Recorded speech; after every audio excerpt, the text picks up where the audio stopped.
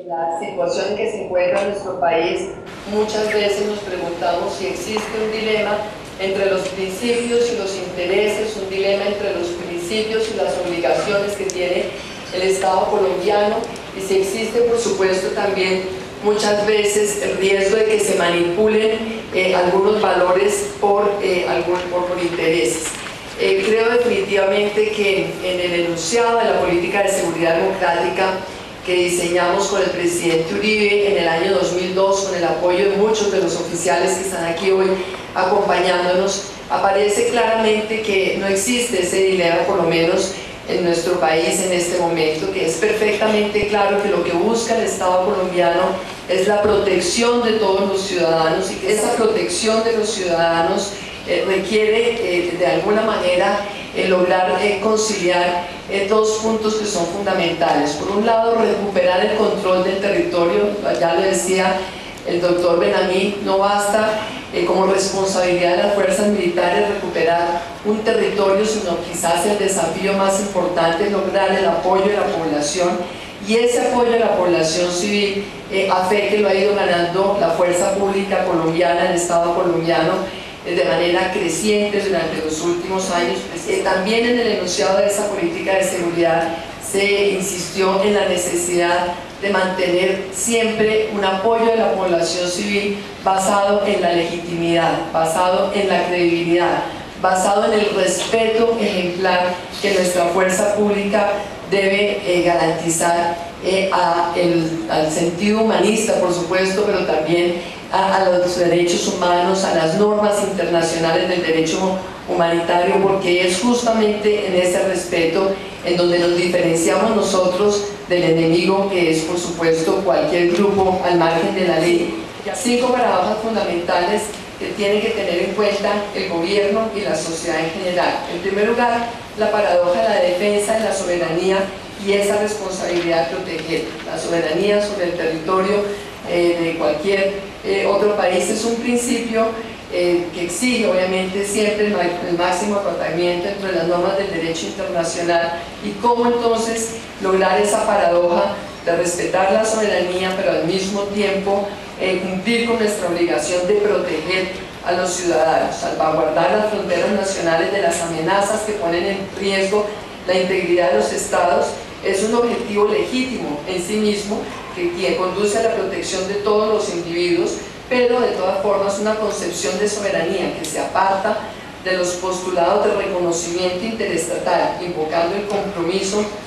interno de los gobiernos de asegurar a sus ciudadanos como elemento definitorio de la soberanía, supone conferir ciertas prerrogativas a otros estados para juzgar actuaciones de los gobernantes y potencialmente intervenir no solo política, sino militarmente para suplir las fallas en la responsabilidad de proteger. Tercera paradoja, las fórmulas políticas vis-a-vis las salidas militares. La geometría de la guerra cifra, por un lado, la necesidad de abrir espacios de interlocución con actores que se oponen a la institucionalidad democrática por medio de las armas, y por otro lado, el imperativo y la responsabilidad de confrontar dichos actores por medio de defensa legítimos del Estado a fin de proteger a los ciudadanos, las instituciones democráticas y el futuro del sistema político y económico. En esta paradoja pues es muy importante tener en cuenta que cualquier escenario de diálogo, cualquier escenario de negociación no debe plantearse bajo el supuesto de la claudicación o la debilidad del Estado colombiano. Lo vimos recientemente al presidente Uribe cuando planteó la posibilidad de un camino que conduzca obviamente hacia una negociación, pero esa posibilidad la planteó bajo el supuesto de la fortaleza y de la preeminencia del Estado frente al grupo guerrillero de las FARC, que fue precisamente el destinatario de su planteamiento. Muchas veces hemos visto nosotros la cooperación de algunas organizaciones externas, a veces inclusive algunos miembros de gobiernos externos, y por supuesto también la cooperación de algunas organizaciones nacionales o de personas más bien miembros de algunas organizaciones para con los grupos al margen de la ley. Este es un tema que también tenemos nosotros que enfrentar con la más absoluta claridad, porque en la lucha contra esta corrupción y en la búsqueda de una cooperación internacional que haga evidente esa corrupción y esa contradicción internacional, pues estarán basadas las mayores posibilidades que tenga también Colombia de lograr reducir la acción de todos estos grupos al margen de la ley y sus amenazas sobre la población y sobre el Estado colombiano. Y una última paradoja, la que tiene que ver, por supuesto, con la promoción de una paz sostenible. Esa paz sostenible jamás podrá darse en la ausencia de una política de derechos humanos. La política de derechos humanos no es de ninguna manera algo que nosotros hayamos asumido como imposición de ningún gobierno extranjero, ni como imposición de ninguna organización internacional, ni es una política que obedezca a un interés puntual como el del Acuerdo de Libre Comercio, que es lo que se ha venido diciendo recientemente. Y hay un último punto que quisiera mencionar, pero no es una paradoja, me parece que es un tema de reflexión, y es por supuesto un asunto de género. ¿Cuál es realmente en este momento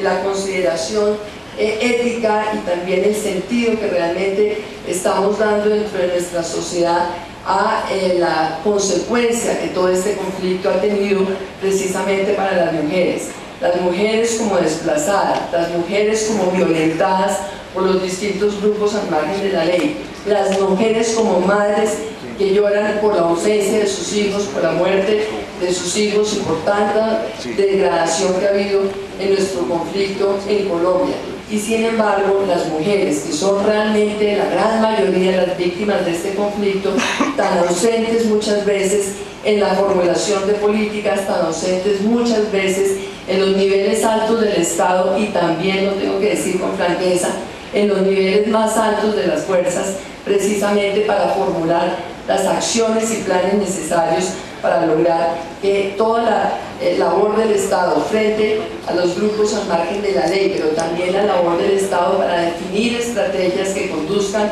a la paz, tenga esa consideración, tenga esa visión de género, tenga en cuenta esa perspectiva de género que realmente me parece que está ausente muchas veces en este debate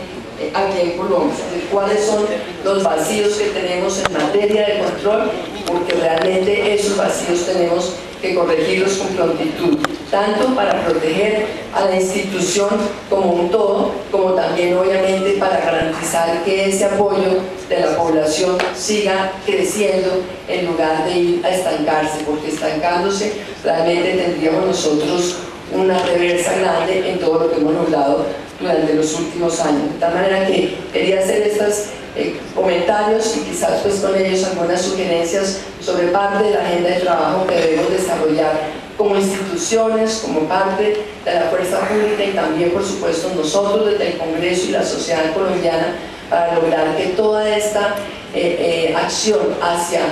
la paz de Colombia realmente sea una acción sostenida, sea una acción definitiva y sea una acción que produzca resultados. Muchas gracias.